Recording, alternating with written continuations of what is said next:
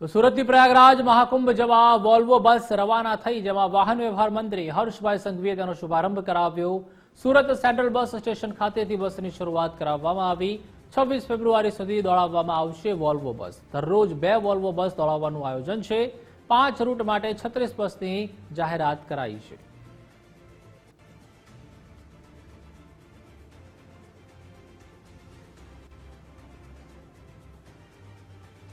ગુજરાતના સૌ ભાવિ ભક્તો માટે ગુજરાતના વિવિધ શહેરોમાંથી પ્રયાગરાજ મહાકુંભની આસ્થામાં ડૂબકી મારી શકે તે માટે અત્યાધુનિક વોલ્વો બસની શરૂઆત કરવામાં આવી છે।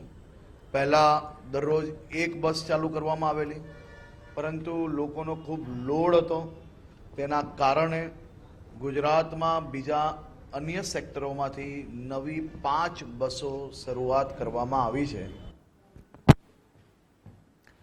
તો તે ગૃહરાજ્યમંત્રી હર્ષભાઈ સંઘવીએ વોલ્વો બસનો શુભારંભ કરાવ્યો હતો અને સીધી આ બસ છે તે પ્રયાગરાજ જવાની છે। ન માત્ર ગુજરાત પરંતુ અલગ અલગ રાજ્યોમાંથી પણ બસની શરૂઆત કરાવવામાં આવી છે।